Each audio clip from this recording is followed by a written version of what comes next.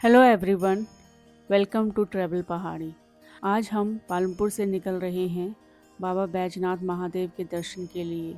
लेकिन बैजनाथ सिर्फ एक मंदिर नहीं है, ये एक ऐतिहासिक धरोहर है जहाँ 1204 ईस्वी का इतिहास, रावण और भगवान शिव की लोक कथा, दशहरे की अनोखी परंपरा और मकर संक्रांति का घृत मंडल सब एक साथ जुड़ते हैं। तो चलिए आज इस पूरे सफ़र को करीब से देखते हैं। पठानकोट मंडी के रास्ते पालमपुर से बैजनाथ का सफ़र लगभग 16 किलोमीटर दूर है और धर्मशाला से 50 से 60 किलोमीटर और कांगड़ा से लगभग 50 किलोमीटर है।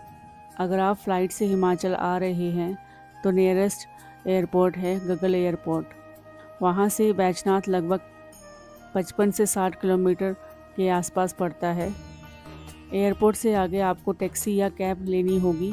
अब हम बैजनाथ पहुंच गए हैं और बैजनाथ की रहस्य सिर्फ मंदिर तक नहीं बल्कि पूरे शहर में है। बैजनाथ यहाँ काफ़ी बड़ा लोकल मार्केट है जहाँ पर ज़रूरत की हर चीज़ मिल जाती है, लेकिन सुनार की कोई दुकान नहीं है। स्थानीय मान्यता है कि यहाँ सोने का कारोबार नहीं चलता। इसके पीछे रावण की सोने की लंका और भगवान शिव से जुड़ी अलग अलग कहानियाँ सुनाई जाती हैं। कुछ लोग कहते हैं कि भगवान शिव को सोने से कोई लगाव नहीं था, इसलिए यहाँ सुनार का व्यापार नहीं होता। अगर आपको यहाँ से ज्वेलरी खरीदनी है तो यहाँ से 2 किलोमीटर दूर पपरोला की तरफ जाना पड़ेगा। तो ये थी बैजनाथ के इस बाज़ार से जुड़ी एक दिलचस्प मान्यता। चलिए अब चलते हैं बाबा बैजनाथ के दरबार की ओर।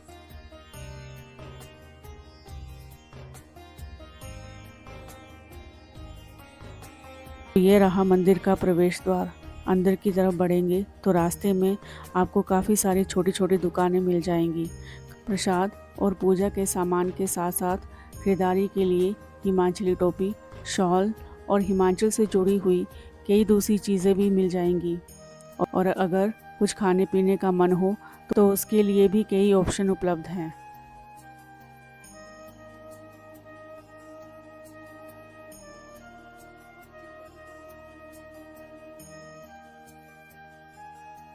और यहाँ से मंदिर दिखाई देने लग पड़ा है।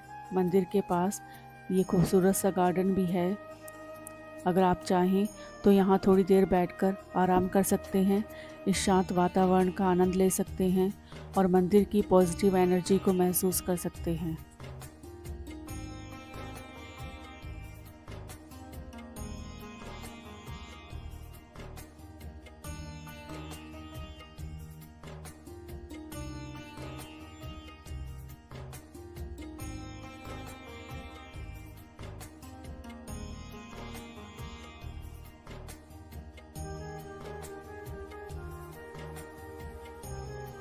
यहाँ हम अपने जूते चप्पल उतार कर जैसे ही मंदिर की ओर बढ़ते हैं, पहली नज़र इस खूबसूरत मंदिर पर जाती है।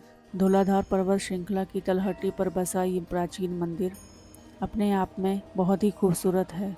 आज मौसम थोड़ा ख़राब है, इसीलिए धौलाधार की पहाड़ियाँ साफ दिखाई नहीं दे रही हैं।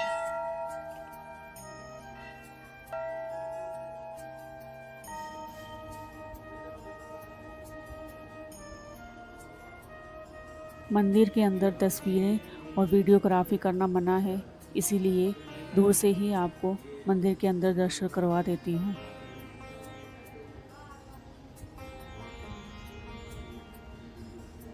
ये है शिव गंगा जल और यहाँ से कई श्रद्धालु जल लेकर जाते हैं।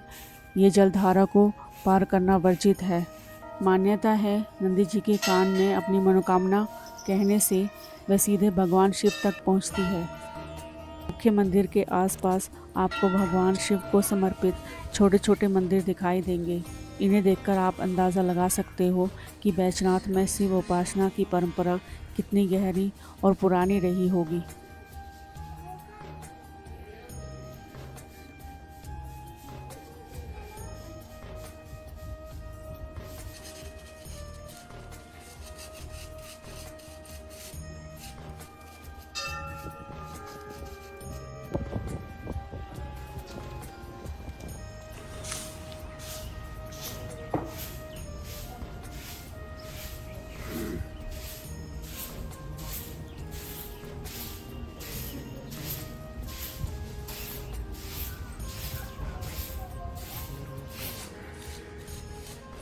ये है राधा कृष्ण मंदिर। जैसा कि आप देख सकते हैं कि यहाँ पर सफाई का काम चल रहा है, इसलिए ये मंदिर आज क्लोज़ है।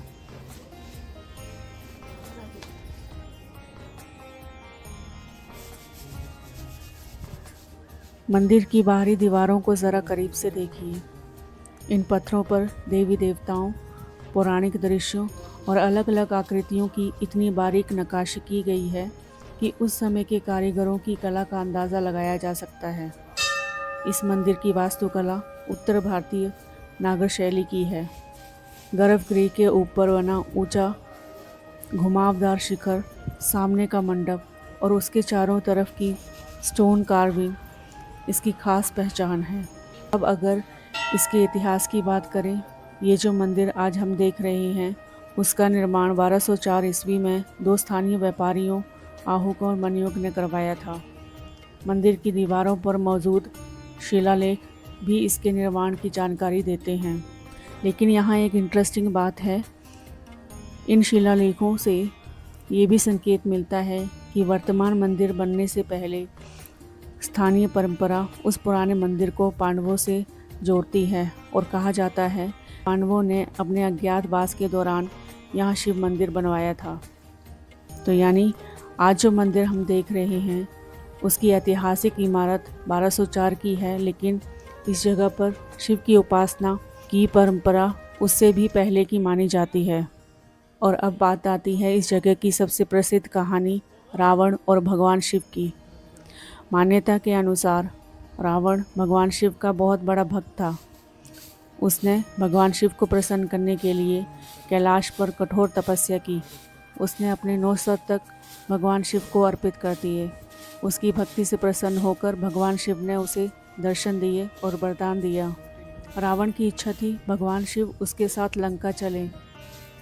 तब भगवान शिव ने उसे एक शिवलिंग दिया और कहा कि इसे रास्ते में कहीं ज़मीन पर मत रखना, क्योंकि जहाँ ये धरती पर रखा जाएगा वहीं हमेशा के लिए स्थापित हो जाएगा। रावण शिवलिंग को लेकर लंका की ओर चल पड़ा, लेकिन जब वह वैजनाथ पहुंचा तो उसे कुछ देर के लिए रुकना पड़ा। कथा के अनुसार उसने एक ग्वाले को शिवलिंग पकड़ा दिया और कहा इसे ज़मीन पर मत रखना। लेकिन कुछ देर बाद शिवलिंग इतना भारी हो गया कि ग्वाला उसे संभाल नहीं पाया और उसने उसे ज़मीन पर रख दिया। जब रावण वापस आया तो उसने शिवलिंग को उठाने की बहुत कोशिश की, लेकिन वह अपनी जगह से नहीं हिला। और इसी लोक कथा के अनुसार भगवान शिव यहीं बैजनाथ विराजमान हो गए। इसी वजह से बैजनाथ की पहचान रावण की शिव भक्ति से भी जुड़ गई। और यही कारण है जहाँ दशहरा पूरे भारतवर्ष में मनाया जाता है, लेकिन यहाँ बैजनाथ में रावण का पुतला जलाने की परंपरा नहीं है। बैजनाथ धाम की एक खास परंपरा है जो मकर संक्रांति पर देखने को मिलती है, घृत मंडल। इस दौरान बाबा बैजनाथ के शिवलिंग का माखन से विशेष श्रृंगार किया जाता है। कहा जाता है कि शिवलिंग नीचे की ओर बहुत गहराई तक है।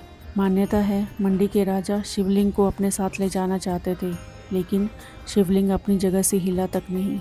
इसी श्रद्धा और प्रायश्चित के रूप में माखन से श्रृंगार की परंपरा शुरू हुई, जो आज भी चली आ रही है। मकर संक्रांति पर होने वाला ये घृत मंडल बैजनाथ की खास धार्मिक परंपरा में से एक है।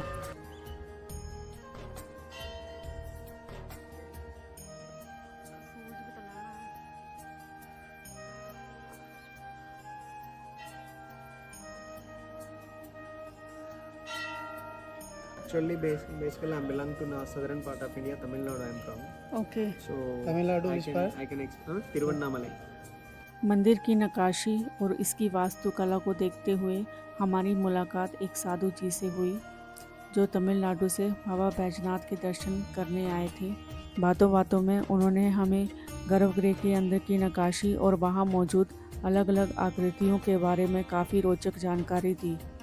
हिंदू परंपराओं और मंदिरों से जुड़ी उनकी समझ वाकई में काफ़ी गहरी थी। Here the main priest telling us some Ravana came and visited this temple and the Pandavas built this temple, and again some depictions are there. That is most significance here. That is the most important thing we should observe inside getting the temple. So there are some musical instruments and there are some other main regards to the universal science. So we can clearly observe inside. Entire the Ramayana and Mahabharata around this temple that you can observe clearly. So if you look at all the small temples and this one, around every sculpture literally giving you a mythological structures examples. So what is the reason behind us made this? So that means, so there is a link, temples and scriptures and all these things. We will get one conclusion about it. It has cosmic, energetic, some regards to the science and regards to the universe, and how humans should live. What is the best way to get the moksha? So in India only you can define it, you can get it. मंदिर परिसर से निकलने के बाद अब हम चलते हैं खीरगंगा घाट की तरफ। ये घाट बिनवा नदी के किनारे स्थित है और बैजनाथ मंदिर से इसका गहरा धार्मिक संबंध है। मान्यता है कि यहाँ स्नान करने के बाद भगवान शिव की पूजा करने से विशेष पुण्य प्राप्त होता है। और इसी के साथ हम अपना ये सफ़र यहीं समाप्त करते हैं। उम्मीद है कि आपको बैजनाथ मंदिर का इतिहास और ये सफ़र पसंद आया होगा और मेरे माध्यम से आपने भी बाबा बैजनाथ की पवित्रता को महसूस किया होगा। अगर वीडियो पसंद आया हो तो लाइक, शेयर, कमेंट ज़रूर कीजिएगा और ट्रैवल पहाड़ी को सब्सक्राइब करना ना भूलें। मिलते हैं एक नए सफ़र और नई कहानी के साथ। तब तक के लिए हर हर महादेव।